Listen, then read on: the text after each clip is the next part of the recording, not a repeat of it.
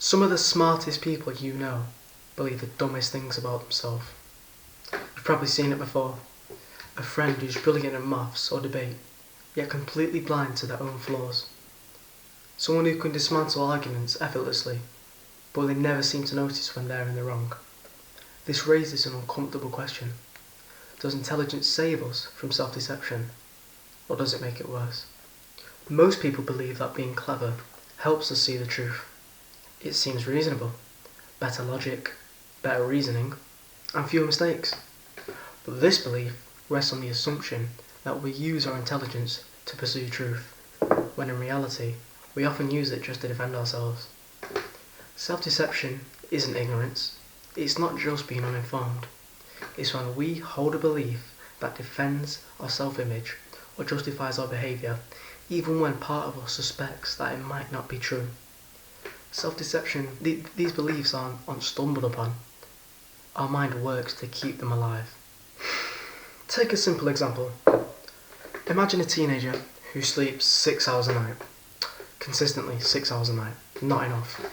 They rationalise this away, downplaying the importance of sleep. They say things like, sleep science is overrated and I function fine.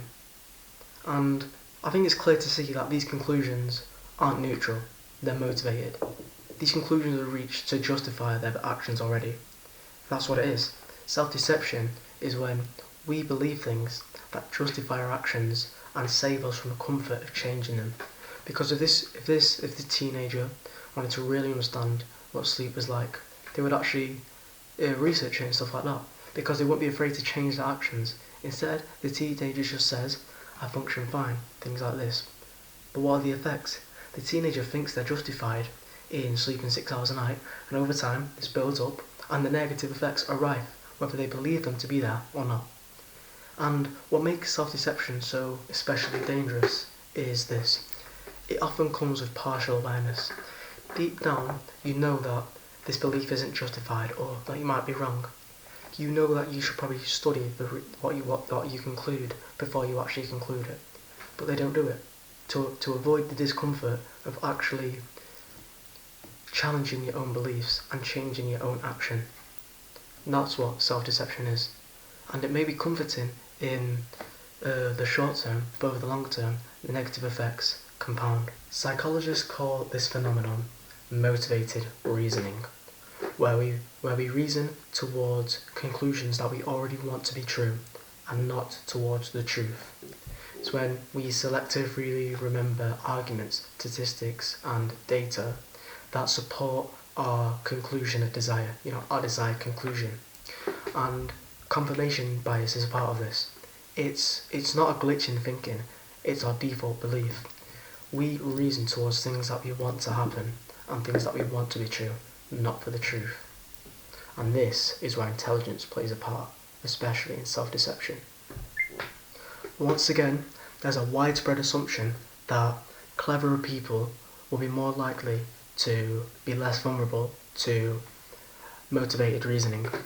That if you're better at maths, logic, rhetoric, statistics, you'll be more likely to resist the bias. But when researchers test this, the findings are unsettling. In a series of studies, psychologist Dan Kahan gave participants a data analysis task with numeracy involved. And in the first task, it was with an emotionally neutral problem, and people with high statistical intelligence and numeracy performed better, which is what you'd expect. Intelligence helped people. But when the problem was centred around an emotionally and politically charged issue, the pattern reversed. The most statistically competent people were more likely to reach the wrong conclusion, just as long as that conclusion aligned with their prior beliefs. So what happened? Their ability didn't disappear. It had just been redirected. Their intelligence didn't fail. It went to work, just not for truth. Their intelligence worked for their ego. It worked for their identity. It worked for preserving a story that they already wanted to be true, for justifying conclusions that they had already believed. And this is the key pivotal moment where most people might misunderstand. It's not about stupidity. It's It's about skill. The cleverer you are, the better you are at constructing justifiable conclusions, ones that seem plausible, the easier you find it to spot weaknesses in opposing arguments, and you can explain away uncomfortable evidence more eloquently. And the reasoning feels solid, but not because it's true or honest, but because it seems competent. And in this sense, intelligence isn't necessarily a shield for self-deception. It's a magnifier, an amplifier. It only magnifies the motivation that you have already.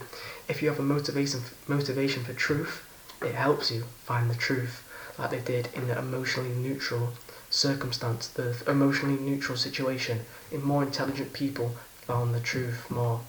But if your motivation is for comfort, for ego, identity, justification for actions, then intelligence will amplify that, it will make it easier. And that's what happened in the second test. That's what they did. They didn't find the truth, they found what they were motivated to find, the conclusions that they wanted. This key distinction between being clever and being right was understood long before modern psychology. Aristotle himself drew a sharp line between cleverness and wisdom. Cleverness, as he defined, was the ability to reason efficiently, to calculate means, to argue persuasively, to get what you want. And on its own, cleverness is morally neutral. Someone can use their intelligence to uncover the truth or to justify a comforting illusion just as effectively. What mattered the most, and what was the most important, Aristotle thought, was practical wisdom, or in Greek, phronesis. This is reasoning guided by humility, by faith, by good character, and a genuine commitment to the truth, rather than self-commitment. Where cleverness is the ability to reason, phronesis is the ability to decide where you reason. It's the aiming your reasoning, whether it be to truth or to self-protection. It is deciding the motivation, and that is what matters. That is what separates the clever and the correct. If you're clever and you don't use your practical wisdom, it can lead to negative effects. But if you're clever and you have practical wisdom, there's not much that can stop you. To elucidate my point, allow me to use a metaphor. Think of cleverness as a map. It can show you patterns, directions, logical paths, and the way to move. And think of practical wisdom as a compass. It shows you the direction, where you should go, and cleverness shows you how you get there. Without a compass, a map can take you anywhere, precisely where you shouldn't go, and without phronesis, cleverness can take you precisely where you shouldn't be, and precisely to the wrong conclusions, ones that will harm you. You need phronesis in order for your cleverness to account for something. But let's not get ahead of ourselves.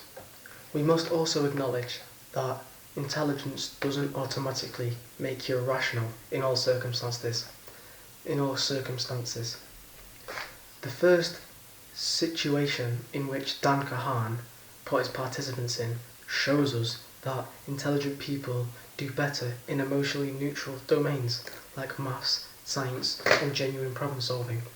It's when beliefs are tied to ego, identity, and comfort in thought, that's when we need phronesis. That's when intelligence can guide us the wrong way.